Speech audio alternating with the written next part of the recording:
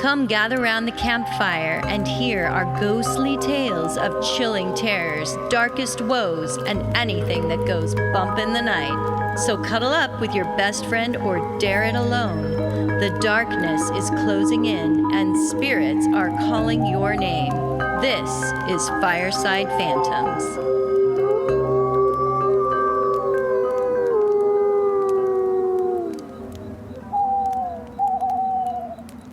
Well, welcome to another edition of a Grimm fairy tale that's been reinterpreted by moi. I'm so excited. I'm so excited I am so ready for you to do a story where I just sit back. I'm still recovering from the vertical plane. Yeah. I don't think my tongue works. I can't speak anymore. I'm just done. Too bad, because you're going to be playing the title character of my story. No. Yep, that's right. No. So Yeah. I'm a little fairy dude. You are Rumpelstiltskin. Oh God. Congratulations. You will be playing that part, and you're going to do it so well. I have all the faith in the world that you're going to do well with this. Okay, I hope I don't let you down. I think all of the Pat Benatar voice I did was a little out there. I think all of the lines are pretty easy to deliver from what I remember writing. So, to begin with, we all know that the most important part of the story of Rumpelstiltskin is his name. Oh, hell yeah. Yes. According to Wikipedia, Rumpelstiltskin is a German word that means literally little rattle stilt. Oh, I thought it meant little shit. That's what it looks like, doesn't it? Little shit. It might as well be a little shit. No, it means little rattle stilt. A stilt is a supportive pole.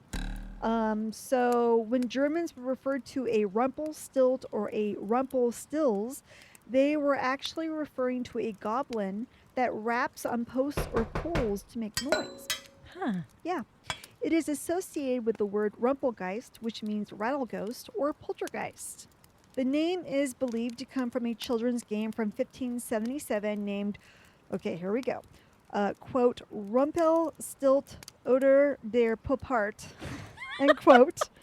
Popart being another German word for goblin, used for goblin. So, did a good job. Yeah, thank you. Any of you Germans out there, I apologize. It was probably horrible. Yeah. So, what's in a name anyway? There is an established idea known as the Rumpelstiltskin principle.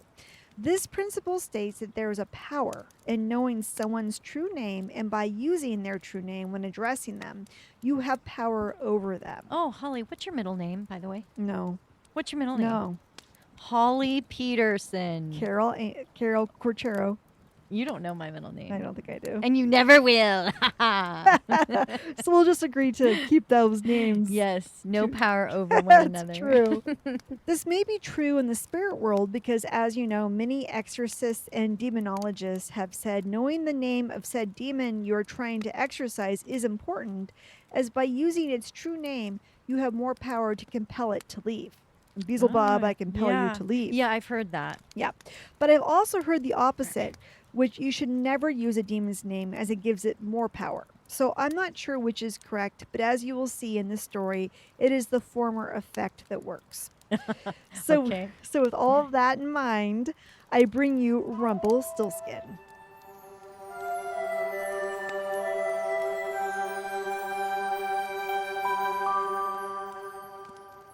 Once upon a time, there was a strange little imp who lived in fairy tale land. He was very small and creepy, and he wore pointed shoes and a pointed hat. He spent his days wandering through the enchanted forest, causing mischief for the residents of fairy tale land. It was in his nature, you see, because that is what imps do. They cause mischief. One day, he came across a poor miller who was riding his horse and wagon through the woods. The imp watched as the man stopped to wipe the sweat off his brow and take a drink of water, as it was a very hot day. The imp decided to do what he does best. He quickly changed into a royal guard uniform and approached the miller. You, sir, what brings you to this forest? I'm on my way to the kingdom to sell my bushels of straw. Bushels of straw, huh? Let me see. The miller shrugged his shoulders and led the imp to the back of his wagon. He pulled his covering over to show the imp many bushels of bright yellow straw laying in the bed of his wagon. Very well. If you are to take your straw to the kingdom, I believe that the king himself should have first right of refusal to buy it. I will accompany you to the castle where we will present your goods to the king and seek his interest. The miller wasn't very interested in selling to the king, but he didn't know any good argument out of the situation. Plus, he thought the imp was indeed a royal guard. So, he reluctantly agreed, and the imp jumped aboard the wagon, and the two continued their journey to the kingdom. Along the way, the imp inquired about the miller's life. The miller didn't say much, just that he had a young daughter at his home. A daughter? How old is she? 17. Well, she is of the right age to marry.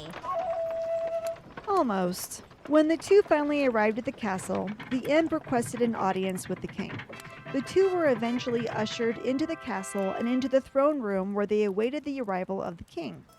After several hours of waiting, a young man of somewhat short stature and a puffed-up chest entered the room. He wore a crown upon his head and a deep purple cape at his back. He seemed very disinterested in the man and imp standing before him and yawned as he approached. "Yes," he said sleepily. Your Grace, I found this miller deep in the woods of your kingdom. He has several bushels of straw that he's seeking to sell. The straw is a beautiful golden hue, and we thought... "Shut up," snapped the king, cutting off the imp in mid-sentence. "What makes you think I care about bushels of straw?" The miller was embarrassed and started to turn red. The imp just smiled and swept his arm in a grand gesture. Your Grace, if I may continue. "You may, but there better be more to the story than just selling straw. Otherwise, I'll take both of your heads and put them on my wall just for boring me," the king said, gesturing towards a wall in the back of the room. The miller and the imp turned to see a wall filled with decapitated heads. This freaked them both out. Yes, sir. Well, you see, what we are bringing you is even better than straw. "Anything is better than straw." The imp froze and smiled. The king and the miller waited for him to continue. The imp panicked and trying to think of what he would say next. Finally, the king gave up and yelled, "Guards, take them to the guillotine." The guards approached the two and took them by the arms and started to drag them away. Finally, the imp found his voice and screamed, The miller! The miller has a daughter. She has the ability to spin straw into gold. The king perked up at this. "Wait," he called to the guards. The guards stopped mid-stride. "What did you say?" The imp untangled himself from the guard's grasp and ran back to the king. Yes, your Majesty, you see, that is what we wanted to tell you. The miller's daughter can spin straw into gold. You will become richer than your wildest dreams. The king's eyes snapped to the miller. "Where is your daughter?" he asked. The miller was in a state of shock. He knew his daughter could not spin straw into gold, and he quickly glared at the imp. "She is at home, your Majesty," he finally said. "Where? Where is your home?" said the king. "It's deep in the woods, past the Smurfs' village, close to where the red fern grows," said the miller. "Guards, I want you to go to the miller's home and bring his daughter to me right now." The guards nodded their heads and took off for the miller's house. Meanwhile, the king had the miller and the imp thrown into a prison cell to await the arrival of the miller's daughter. The next morning, a young girl with straight as straw blonde hair arrived at the castle with the guards. She was immediately brought before the king. "It is my understanding that you can spin straw into gold," the king said to the girl. And the girl looked at him bewildered. "I can do what now?" she said.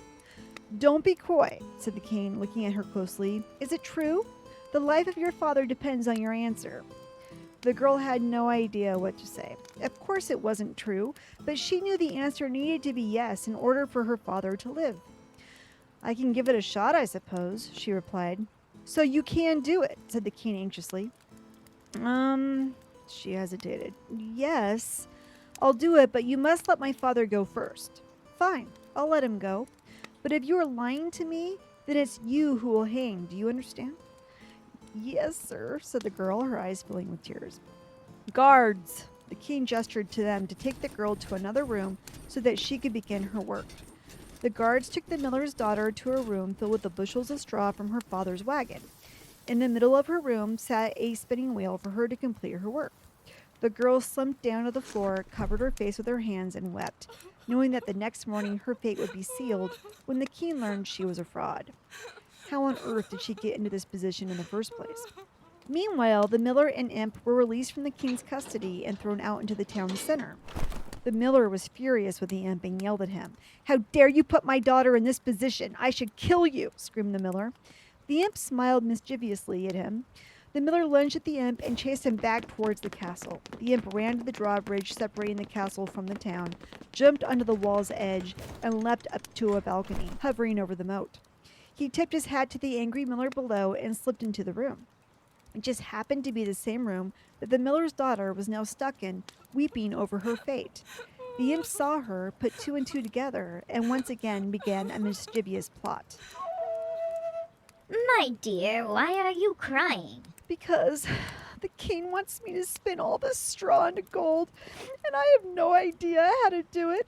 He said if I don't do it, he will have me killed." The imp smiled slightly to himself. That is a dilemma. If I helped you, what could you give me in return? The weeping girl looked up and wiped her tears off her face. "How could you help me?" she asked. The imp grinned. He picked up some of the straw and took it to the spinning wheel. He sat down upon the spinning wheel's stool, loaded the straw into the wheel, and spun and spun. When he was done, he collected the result of his work into his hand. He walked over to the girl and opened his palm. Upon it sat glittering gold rocks. The girl was shocked. "Oh my God! You know how to spin straw into gold!" she gasped. Yes, I do. And if I help you, what will you give me in return? The girl blinked her eyes, somewhat overwhelmed by the question. She had no idea what she could give the imp. Then suddenly she remembered the beautiful necklace around her neck. "I can give you this necklace," she said to the imp. She took the necklace off and handed it to him. He held the necklace up and looked at it carefully in the light. Very well, I will make the trade. "Oh, thank you so much," said the girl, throwing her arms around the imp. Please, no touching. Said the imp uncomfortably. The girl let him go and awkwardly stepped aside. The imp took the necklace and slipped it into his pocket. Then he grabbed another bushel of straw and headed to the spinning wheel. All night the girl watched as the imp spun and spun and spun. The bushels of straw disappeared from the room, and in its place were piles of gold. The girl watched the imp work until she could no longer keep her eyes open, and she fell asleep. Finally, the next morning, a knock came on the door. It awoke the girl. As she looked up, the door swung open, and the guards entered the room. Right behind them was the king. He looked around the room aghast. "Oh my God, you did it," he said to the girl. And indeed, the room glittered from floor to ceiling with piles and piles of gorgeous, sparkling gold. The king's eyes were wide in amazement. So were the girls. He looked at her with a very big grin. "Nicely done," he said to her, "and to reward you for your efforts, I will let you live." The girl looked relieved. "However, if you are able to create this much gold out of straw I gave you last night, then you should be able to make twice as much gold with twice as much straw tonight." The girl's face dropped. "Guards, go and gather twice as much straw as before, so that this girl can repeat her task again tonight." And with that, he looked at the girl. "You better get some sleep today. You're going to be busy all night tonight, making me rich." And with that, the king turned and left the room. When she was alone again, the girl once again started to cry, knowing what her fate would be if she failed the task. A little while later, the guards came and escorted her into a new room with twice as much straw as before. The spinning wheel sat in the middle of the room. She slid down the wall, overwhelmed by the task in front of her. When the guards left, she picked up some straw and went to the wheel, thinking perhaps she could figure it out. After all, she did watch the imp all night. Almost all night. Maybe she could do it. But after several frustrating hours of trying, she was unable to duplicate the task. She gave up and started to cry. A little while later, the imp once again appeared in the room. Well, it looks like he is having you spin even more straw into gold. Typical. Upon hearing his voice, she brightened up. "Yes. Oh, I'm so glad you're here. Can you help me again as you did last night?" The imp thought about it for a long time. Well, if I help you, what would you be able to give me in return? The girl looked down. What did she have to barter with? She had her dress, her shoes, the bow in her hair. But then she remembered. She had her mother's wedding ring that her father had given her when her mother passed away. It was a very important piece of jewelry to her, but she knew if the room was not filled with gold in the morning, she would be executed. So she pulled the ring off her finger and offered it to the imp. Once again, the imp took the jewelry and inspected it closely. Agreed to the trade, and once again, he sat down to spin all the straw in the gold.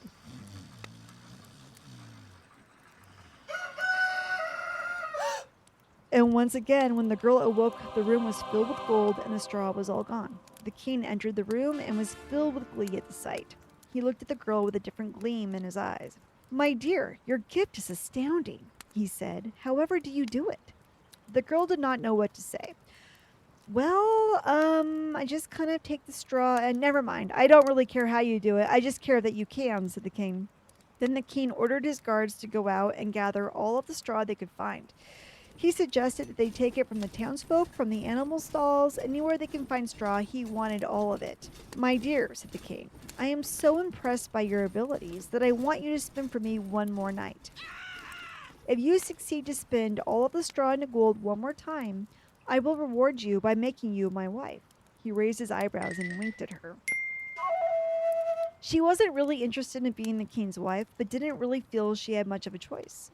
Of course, that night she was once again ushered into another room filled with more straw than the girl had ever seen. Once again, she was overwhelmed and terrified of what would happen to her if she could not complete the task at hand.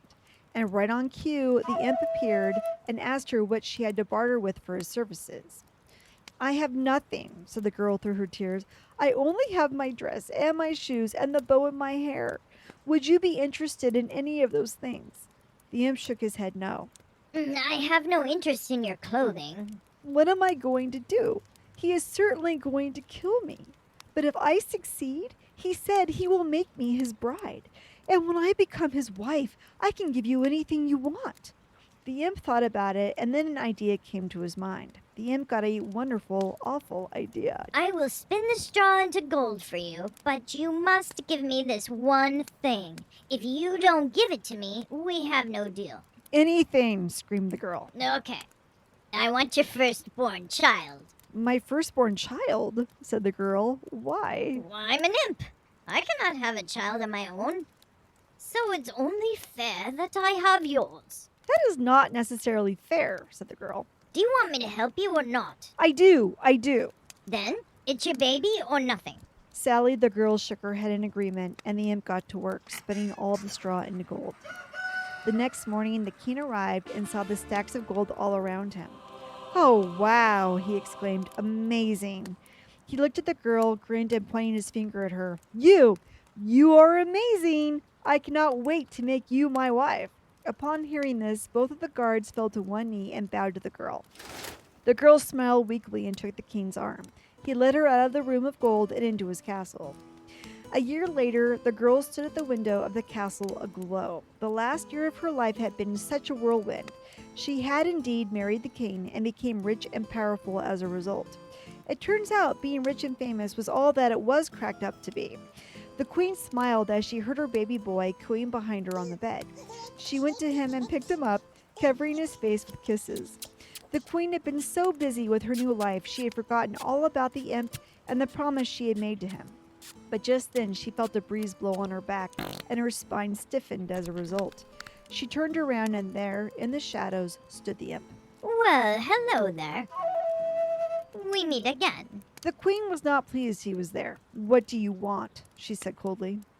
Oh, I think you know what I want. "I'll give you anything you want. Anything at all. You just cannot have my child." That wasn't our deal. "I know that, but please, he is my son. I cannot just give him to you. I just can't. It will tear my heart to pieces." But that's all I want. "Well, what about gold or silver?" Seriously. If I needed gold or silver, I would just spin some of the straw for myself. I don't need that. What I need is a family. What I need is your baby. "There must be something I can do." The imp sighed and looked at his feet. The queen began to cry, and then moan, and then dry heave. Oh, Jesus. Just stop. The queen stopped and clutched her baby closer to her. Fine. I'll give you one more chance to keep your baby. All right, said the queen. The imp looked away as he contemplated his plan. He did feel some sympathy for the queen, but he was also hell-bent on taking her child. If you figure out what my name is, you can keep your baby. Your name? Said the queen. You mean like Steve or Gary? Yeah, like Steve or Gary. Well, said the queen, is it Steve or Gary? The imp rolled his eyes. No, definitely not. How is this a fair game? There are only thousands of names out there. How am I going to have a fair chance? That's not my problem. I'll give you 3 nights. Each night, I will come to visit you and give you a chance to guess my name. If you can't guess it by the 3rd night, your son comes home with me. This frightened the queen as she wasn't sure how she was going to pull it off, but the imp left her no other option, so she agreed to the game. Once the imp had left her room, the queen called the guard to her. Listen, there is an imp that lives somewhere in Fairy Tale Land. It's very important that I find out his name. I need you to go throughout the land and inquire about it until you find it. Do you understand me? The guard nodded. Go, said the queen, and please hurry. I must have the name within 3 nights' time. The guard had no idea how he was going to pull this off, but he had felt sorry for the girl, now queen, ever since she was brought to the castle and forced to spin straw into gold for the arrogant king. Nevertheless, he mounted his horse and took off into the kingdom. As he rode along, he came across a young girl in a red hood carrying a basket. Excuse me, miss, said the guard. I was wondering if you could help me. The girl curtsied to him. I'm looking for an imp that can spin straw into gold. Do you happen to know who I'm talking about? And the girl just giggled and shook her head no. Okay, well, thank you, miss, said the guard. As the girl moved off down a path in the woods, the guard watched a rather odd wolf, dressed in old lady clothes, following secretly behind her in the trees. That's weird, said the guard. He continued on his way, stopping to ask all scores of people if they had seen the imp or heard about him and if they knew his name. None of them could help him out. He went back to the castle and reported back to the queen that he had not learned of the imp's name. Okay, well, but do you know any unusual names? Asked the queen. Well, I've heard of a few, said the guard. Tell me, said the queen. Well, your majesty, there's the Jolly Green Giant, Gargamel, Gaston, Freddy Krueger, Hans the Hedgehog, Jafar, Little Bo Peep. Okay, I will try those names, said the queen. Go back out and continue the search. The guard nodded his head and turned on his heel and left. A little while later, the imp appeared before the queen. Well, what is my name? Gargamel, she said. No, Jafar? no, Stone Cold Steve Austin. no, Weird Al Yankovic. no. The two went back and forth until finally it was clear that the queen did not have the right name. The imp smiled and told her he would be back the following night for another try. In the meantime, the guard went back out into Fairy Tale Land and continued to inquire about the imp. He came across a young couple on horseback. The girl had incredibly long hair with twigs and leaves and small furry animals living within it. Her husband sat next to her with a big can of Aquanet hairspray. Excuse me, but you wouldn't happen to know about an imp that lives in these parts, do you? Asked the guard. The couple just shook their heads no. Then the wife spoke. My husband and I are just on a trip to the other side of Fairy Tale Land. We have never heard of the imp you seek. Once again, the guard thanked them for their time and continued to ride on. Once again, he returned to the palace with bad news for the queen. When the imp returned that night, the queen again tried several more names. The Hulk? No, Spider-Man. no, Swamp Man. no, Austin Powers? no. Conan the Barbarian. Oh, come on. No. Once again, the imp left knowing he was one night closer to taking the baby. The queen was beside herself with panic and once again told the guard to go forth and find that imp's name. The guard once more went out into Fairy Tale Land, and once again, everyone he talked to had no idea who the imp was or what his name was. He was out of luck. Finally, in his desperation, he wandered into a local pub. He pulled up a bar stool and ordered a drink. Sitting next to him was a strange-looking man in a white mask that held no expression.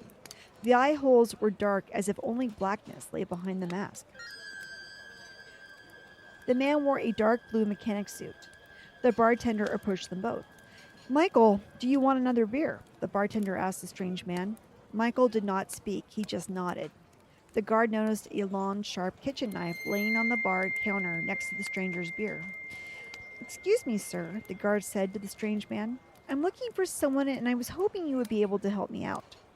The masked stranger just turned to stare at the guard. This gave the guard the creeps. I'm looking for an imp. I don't know if you know him, but I'm trying to find out his name. He can spin straw into gold. Any ideas? The creepy man said nothing but just stared back. This really creeped out the guard. Never mind, he said. Sorry to have bothered you. The man the bartender referred to as Michael picked up his beer, put the glass to his lips, and tipped it back. The beer flowed into his mouth and all over his masked cheeks. Finally, Michael slammed the glass onto the bar, pushed back from the counter, and stood up. He looked at the guard. Once the guard returned the gaze, Michael nodded his head to the right as a sign for the guard to follow him. The guard did, but noticed that Michael picked up the kitchen knife as he walked away from the bar. Michael said nothing. The guard continued to follow him. The two wandered deep into the woods, down long, steep hills, through tunnels, and past streams. Finally, they came to a cabin deep in the woods. Outside was a large bonfire where a small man was dancing. It was the imp. Oh my God, the guard whispered. That's the guy. He ribbed Michael with his elbow. The imp danced around the fire, and as the night wind started to die down, the guard could hear him sing. Today I bake, tomorrow brew. The next I'll have the young queen's child. Ha! Glad am I that no one knew that Rumpelstiltskin I am styled. Rumpelstiltskin! That's it! That's his name! Quietly but enthusiastically, the guard said to Michael. But as he turned to thank Michael for his help, Michael raised the knife in the air and tried to bring it down into the guard's chest. The guard blocked Michael's attempt with his arm, and the two locked into a pretzel shape and rolled down the hill. The guard finally was able to stop the roll and get untangled from Michael. He turned and ran up the hill. I'm running up that hill. I'm running up that hill. Michael very slowly sat up. He watched the guard run up the hill. He then, again, very slowly, got to his feet to pursue him. The guard ran all the way back to the castle at full force, partly because he was totally freaked out that his friend Michael had tried to kill him, but also because he wanted to give the queen the good news that he had found the name she sought.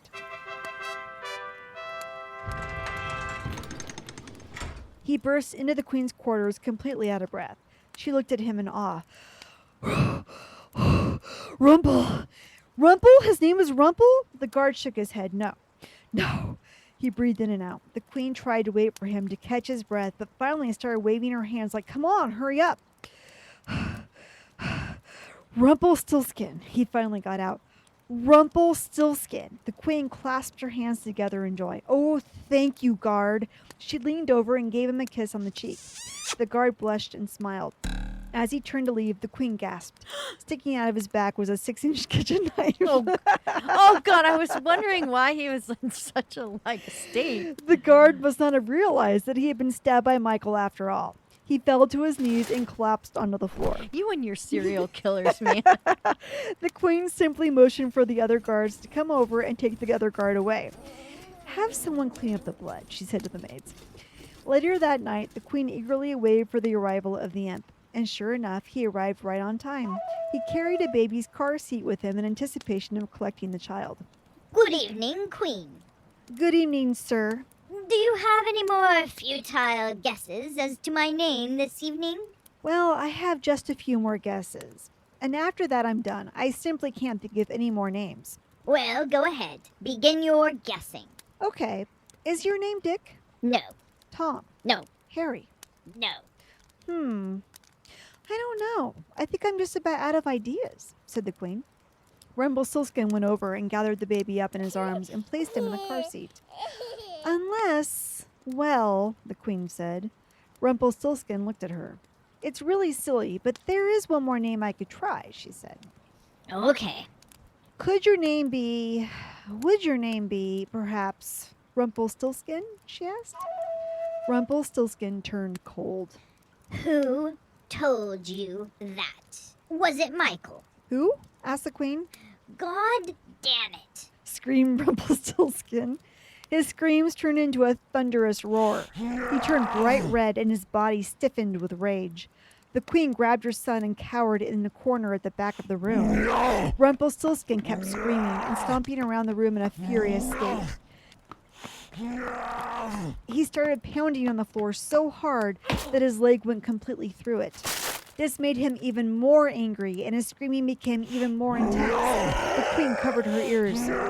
Rumpelstiltskin reached down to pull his leg out of the floorboards, but in his rage, he pulled so hard that he tore the top part of his body off of the lower part of his body. His torso landed on the ground as he continued to scream in anger. He pounded the floor with his fists. He saw the queen crouched in the corner with her hand over her mouth, and he started to crawl towards her, his bloody entrails slithering out behind him. You! I'm coming for you! The queen, in a complete panic, started scratching at the walls and pushing with her feet as if she was trying to bulldoze into the wall itself. Rumpelstiltskin grabbed the queen's leg and started to bite her ankle. The queen screamed, "Ah!" But then suddenly she felt the pressure of his bite lessen and fall away entirely. She opened her eyes to see that Rumpelstiltskin was dead. He had a 6-inch kitchen knife squarely lodged into his back. The queen started to breathe a sigh of relief until she looked up and saw a tall, masked man standing in front of her with no expression. "Thank you," she said.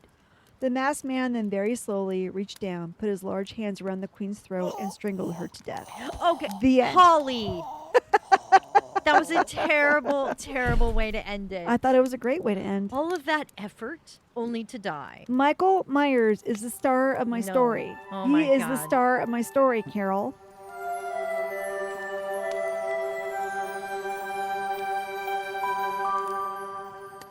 So the original Grimm story of 1812 ends with Rumpelstiltskin flying out the window on a cooking ladle, which doesn't make a lot of Okay. sense to me. No, your ending is so much better, Holly. I take that back. It's much better. Much better.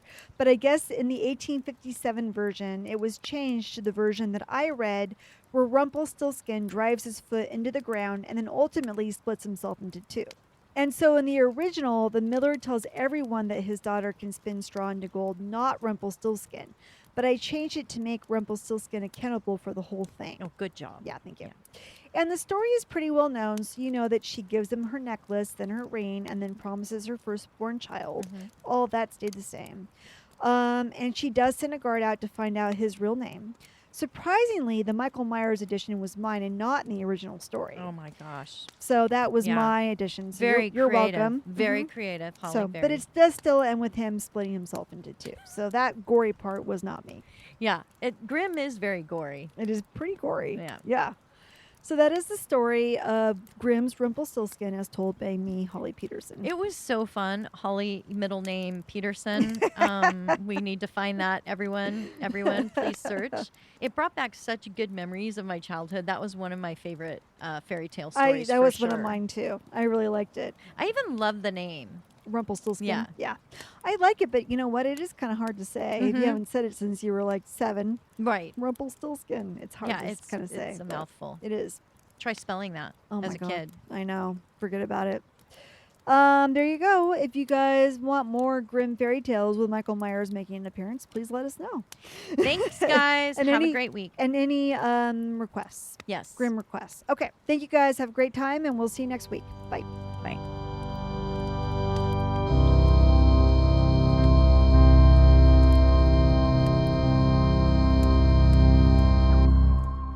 Oh, that's me. Sorry. The miller was embarrassed and started to turn. I'm going to say it again because I'm embarrassed. Today I bake, tomorrow brew, the next I'll have the young child's. Wait. Nope. Take 3. Today I bake, tomorrow brew, the next I'll have the young child's queen's child. It's Queen's Child. Fuck Queen's you. Child. No. Fuck you. Rumpelstiltskin grabbed the queen's leg and started biting her ankle. Let me see that one more time. As the flames die down, do remain undaunted. Though all hitchhikers are ghosts, And all dolls are definitely haunted.